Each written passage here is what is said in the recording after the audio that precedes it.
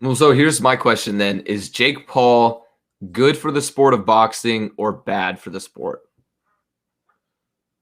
That's a really interesting question because it depends on how you look at it. Because, like, again, we talked about his numbers and, like, what the numbers were.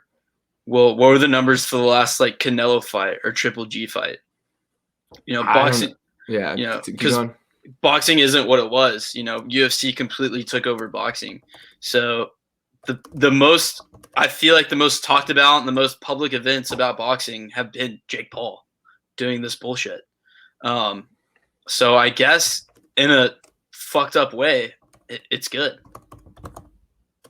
Yeah, I think it is good too. Like you said, it depends, but overall, I think it's good. Like, let's see, I'm trying to see Canelo's pay-per-view, like how many he gets. Okay, so it says that his first two fights for DAZN, that brand, Canelo pulled in at least $35 million for the pay-per-view. Jake Paul in his first big Triller event pulled in 75 million. So like over double what like probably the biggest name in boxing right now is pulling in. I would say Canelo's the biggest name. Yeah. So I mean, but like, so if you look at it that way, Jake Paul is now the face of boxing. Okay, fuck that. No, I don't want to say that. But if you look at the numbers and you look at the money, I mean, this is a business. Sports are a business, and if you look at the money, Jake Paul's the face. You're right, but he's not. I mean, look at the jersey sales in the NFL.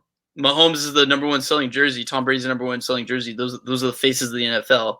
Jake Paul is making the most money, therefore he's the face of boxing. Like, you hate to say it, Conor McGregor is the face of UFC because he's the number one moneymaker in the UFC, even though he hasn't pulled out a good fight in a couple of years. When you say it that way, it's hard to disagree. It's hard to disagree. I don't want to admit it. You don't want to admit it. No, it sucks. But you hate Floyd Mayweather, though. I think Floyd Mayweather may still be the face of it. He makes a shit ton of money still. He hasn't fought. He still makes a lot of money. In 2 years. Dude, I just don't know if you can say that because Jake Paul's not even in the World Boxing Organization. Yeah, but he's still making more money than everyone else that's in that. That's but I mean, you could say that about his YouTube, and boxing still has what every other. I mean, how many freaking? Isn't that one of the things that killed boxing? Because there's so many leagues and organizations, so many weight classes, so many different. Yeah, it kind of killed it. And it got confusing to follow. I will say, whenever I first started getting into fighting, I wanted to get into fighting boxing because I thought boxing was more tactical. More strategy involved, but boy was I wrong. I didn't know anything about MMA at the time, and so I started watching both of them at the same time, kind of, and I just was always more drawn towards MMA because boxing was I could never keep up with it. I didn't know. I knew what was happening when there was a fight, of course, but I was hard to keep up with who's ranked who's facing who next. There's just so many different names and stuff. You don't know who's who.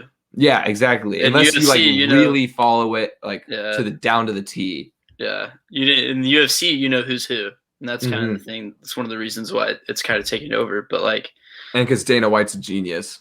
Yeah, that's it. I mean, that it's still amazing that UFC managed to do this in the past 20 years. But I digress. I think if we're gonna look at it in this way, because of that, Jake Paul's he's the face of boxing.